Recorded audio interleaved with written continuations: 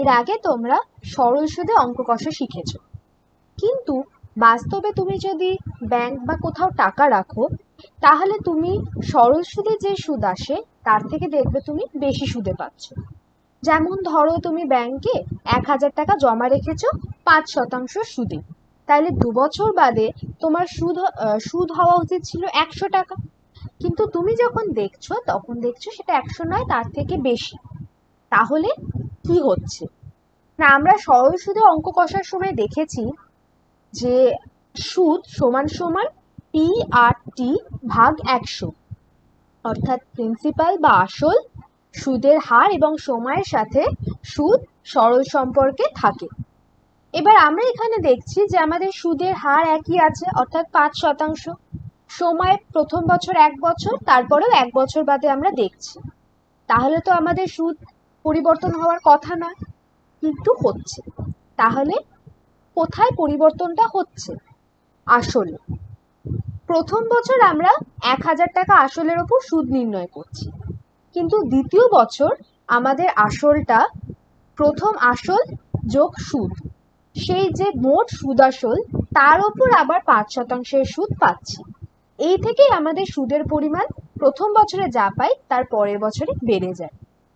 এটাকেই বলা হয় চক্রবৃদ্ধি সুদ, অর্থাৎ প্রত্যেকবার আসলের পরিমাণ বাড়তে থাকে। তাহলে আমরা এগুলো যখন আমরা হাতে করব তখন আমরা দেখে নেব যে কি করে অঙ্কগুলো হচ্ছে। তাহলে আমরা একটা অঙ্ক করে দেখে নিই।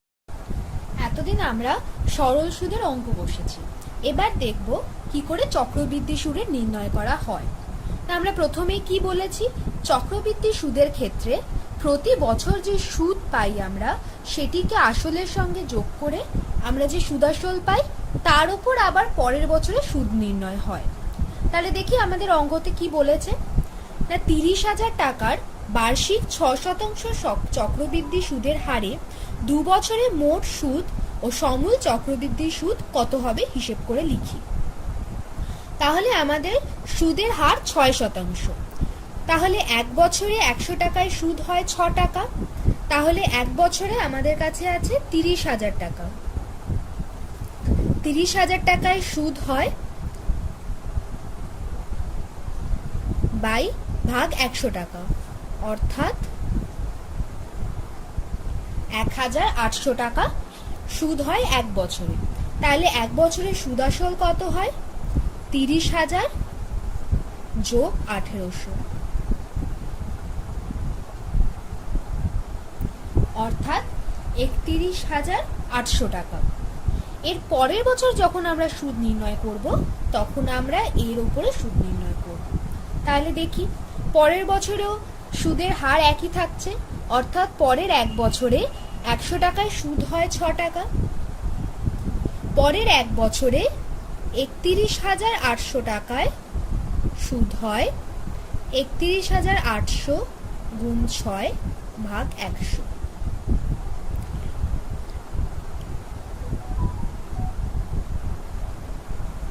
অর্থাৎ 1,908 টাকা। তাহলে আমরা দেখতে পাচ্ছি প্রথম বছরে সুদ হয়েছিল 1,800 টাকা এবং পরের বছর 1,908 টাকা।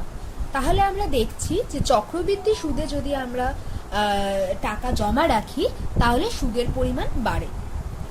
যদি আমরা টাকা কোথাও জমা রাখি তাহলে সেটা আমাদের পক্ষে লাভজনক, কিন্তু যদি আমরা কারোর থেকে ধার নিই তখন আমাদের চক্রবৃদ্ধি সুদ হলে আমাদের বেশি টাকা দিতে হয়, সেক্ষেত্রে আমাদের ক্ষতি হয়। তাহলে 2 বছরে মোট সুদ আসল কত হলো? 2 বছরে দ্বিতীয় বছরে আমাদের আসল ছিল 31,800 টাকা এবং আমাদের লাভ হয়েছে 1,908 টাকা,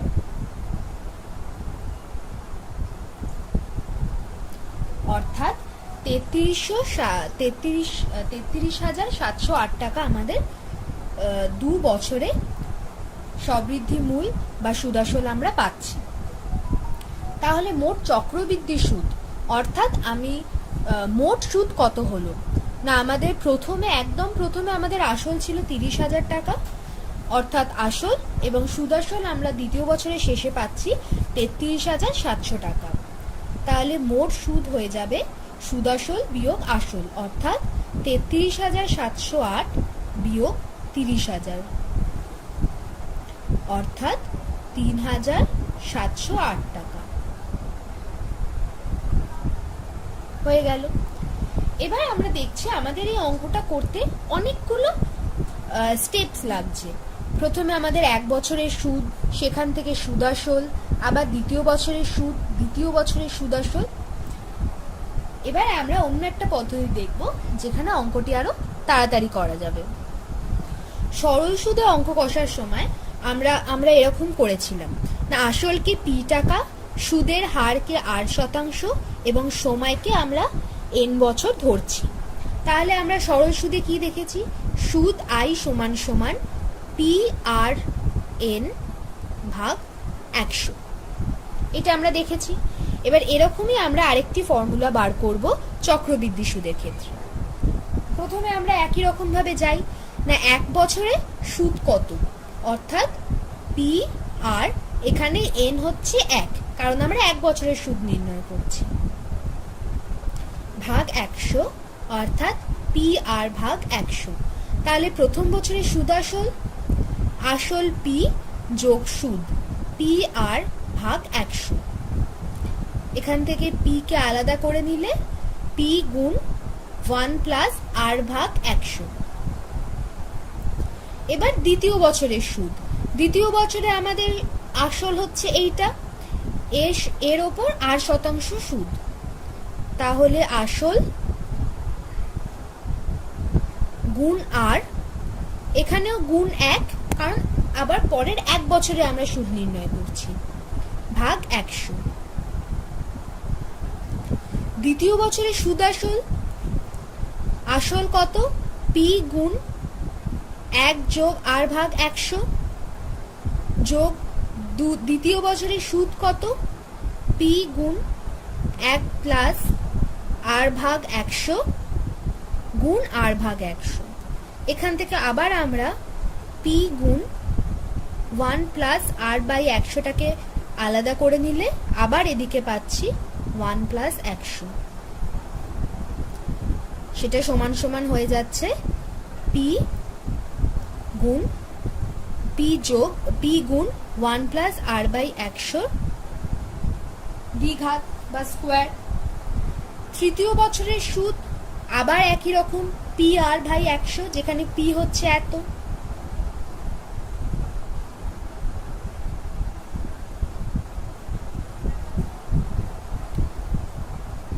তাহলে তৃতীয় বছরের সুদ আসল হচ্ছে P গুণ 1 যোগ R ভাগ 100 স্কোয়ার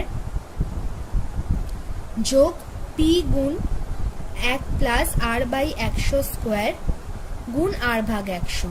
এখান থেকে আবার আমরা যদি P গুণ 1 প্লাস R বার 100 স্কোয়ারকে কমন নিয়ে নিই, তাহলে আমরা পাই 1 প্লাস R বাই 100, অর্থাৎ P গুণ 1 যোগ R ভাগ 100 কিউব। তাহলে আমরা কি দেখলাম, প্রথম বছরে সুদ আসল P গুণ 1 যোগ R ভাগ 100, দ্বিতীয় বছরে এটা P একই থাকছে, 1 যোগ R ভাগ 100 স্কোয়ার, অর্থাৎ দ্বিঘাত হচ্ছে। আবার তৃতীয় বছরে P প্লাস 1 যোগ R ভাগ 100 কিউব হয়ে যাচ্ছে।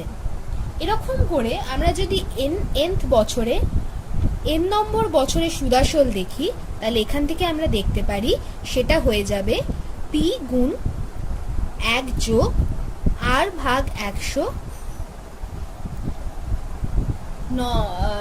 9 ঘাত বা 9 এর পাওয়ার, n এর পাওয়ার।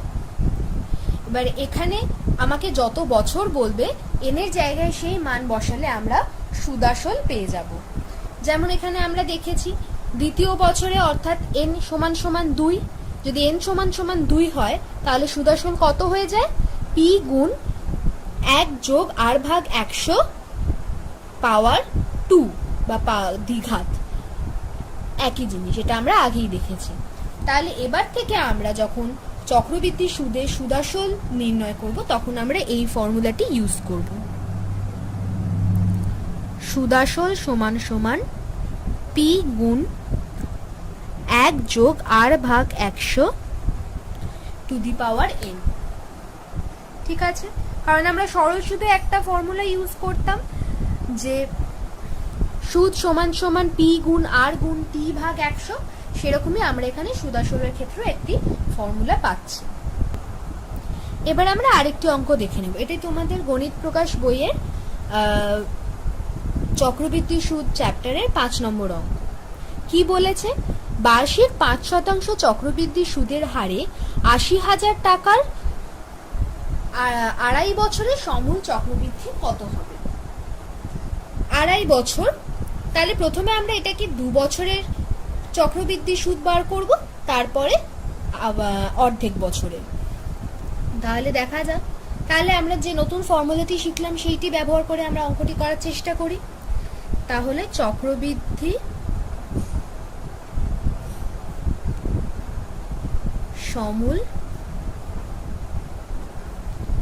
সমূল চক্রবৃদ্ধি সমান সমান পি গুণ 1 যোগ আর ভাগ 100 টু দি পাওয়ার n। এখানে পি অর্থাৎ আসল হচ্ছে 80,000 টাকা, আর অর্থাৎ সুদের হার 5%, এবং আমরা 2 বছরের জন্য নির্ণয় করছি। তাহলে এটা করে আমরা কত পাই?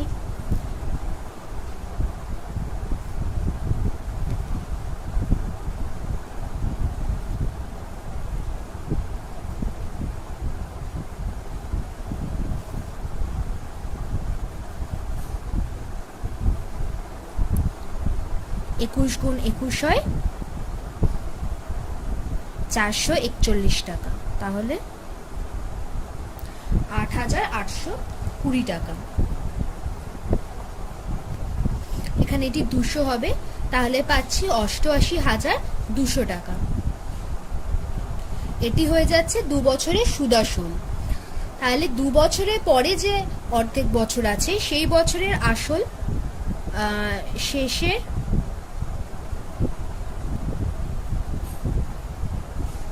অর্ধেক বছরের জন্য আসল হচ্ছে 88,200 টাকা। তাহলে এখানে আমরা সুদ নির্ণয় করব। সুদ এখানে এটা সরল সুদের যে ফর্মুলা সেটা দিয়ে আমরা বার করতে পারি। পি আর টি, পি হচ্ছে 88,200, আর তো একই আছে 5% এবং সময় অর্ধেক বা হাফ বছর ভাগ 100,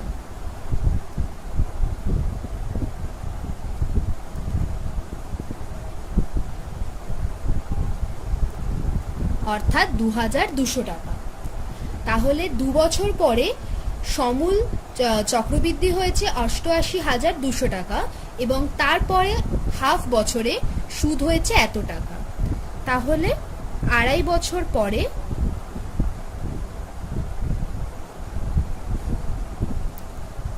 মোট সুদ আসল 88,200 যোগ 2,205 টাকা,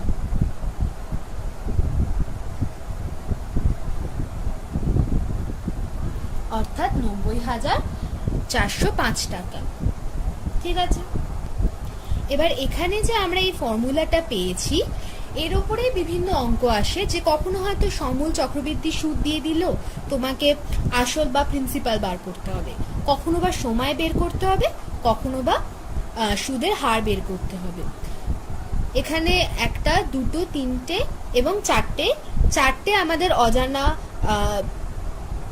ভ্যারিয়েবল আছে। সেখানে যে কোনো 3টির মান যদি দেয়া থাকে তাহলে আমরা আরেকটি সহজেই বার করে নিতে পারবো। এবার আমরা আরেকটি অঙ্ক দেখব, 19 নম্বর অঙ্ক। কি বলেছে না, 3 মাস অন্তর দেয় বার্ষিক 10% চক্রবৃদ্ধি হার সুদে 6,250 টাকার 9 মাসে চক্রবৃদ্ধি সুদের হিসেব করে লিখি। 3 মাস অন্তর, এটার মানে কি না, বার্ষিক হার সুদের হার 10% থাকছে বার্ষিক, কিন্তু 3 মাস অন্তর আসলের সঙ্গে সুদ যোগ হচ্ছে। অর্থাৎ এর আগের আমরা যে অঙ্কটি করলাম সেখানে 1 বছর অন্তর অন্তর আসলের সঙ্গে সুদ যোগ হচ্ছে, কিন্তু এখানে 3 মাস অন্তর অন্তর আসলের সুদ যোগ হবে। তাহলে দেখি, এখানে আমরা প্রথমে ঐকিক নিয়মের মাধ্যমেই করব। প্রথম 3 মাসের ক্ষেত্রে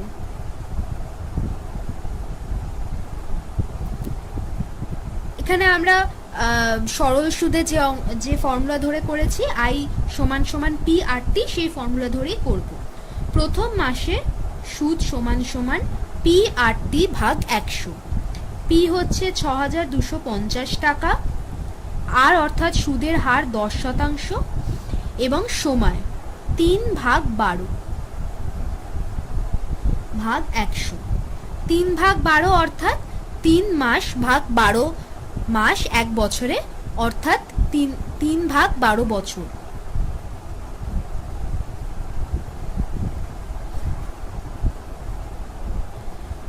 এক ভাগ 4।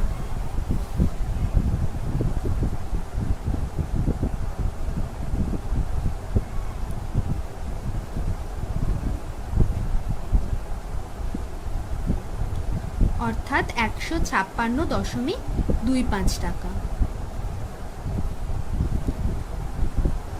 প্রথম বছরে তাহলে সুদ আসল কত হচ্ছে? প্রথমে আমরা এই হিসেবটা করছি না, এটা প্রথমের জন্য দেখালাম, এর পরের বার থেকে আমরা করব না, আমরা ক্যালকুলেশন একদম শেষে গিয়ে করব, তাহলে আমাদের অঙ্ক করতে সুবিধে হবে এবং ভুলও কম হবে।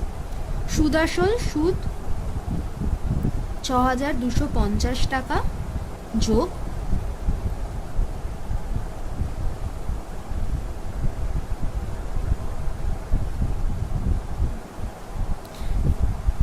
এখানে আমরা আসল কি পি ধরছি, আর এবং এটা 1/4 100। তাহলে আমরা পি আর এসবের মান একেবারে শেষে গিয়ে বসিয়ে আমরা তাড়াতাড়ি অঙ্কটি করে ফেলতে পারবো।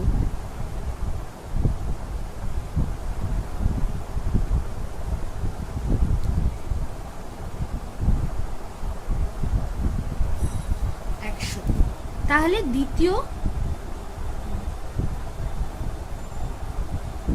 দ্বিতীয় 3 মাসে বা তার পরের 3 মাসে সুদ আসল কত হয়? আসল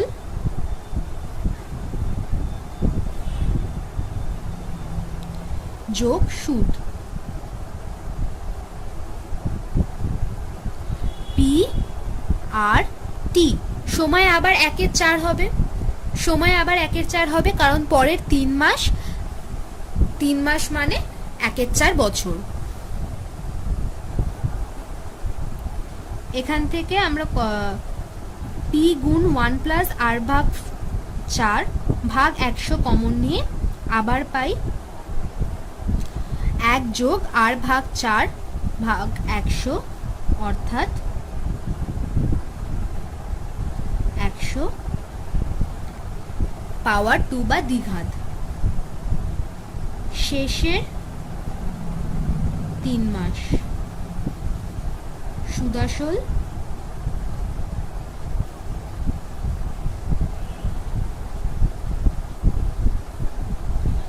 আসল যোগ সুদ পি আর টি।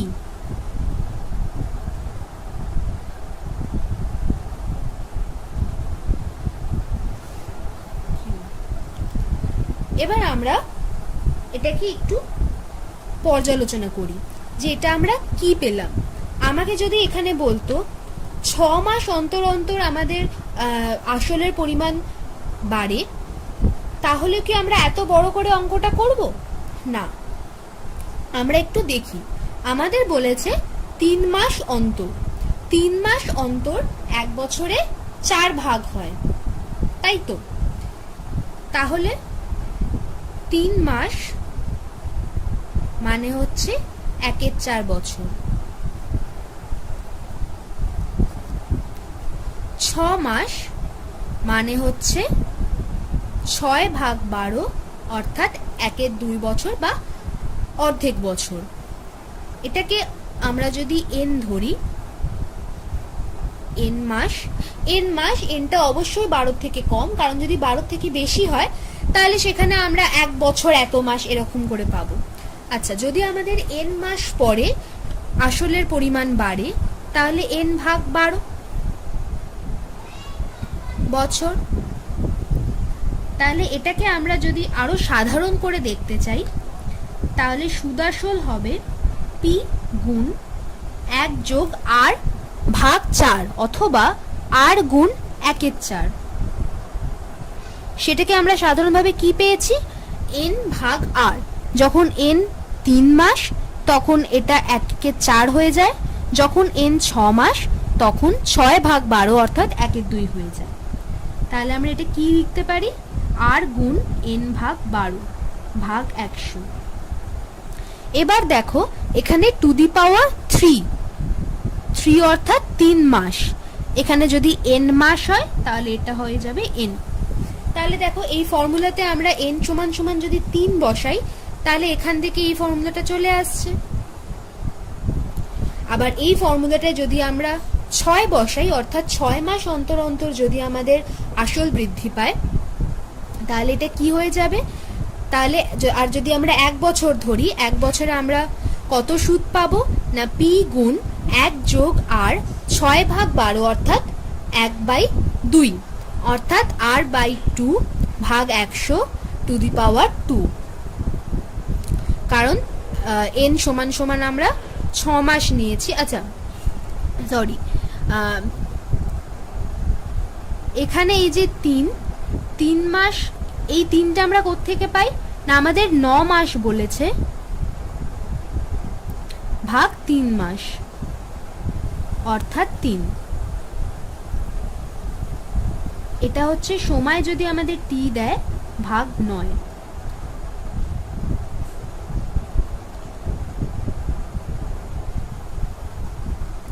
তাহলে কি পাই, টি ভাগ এন।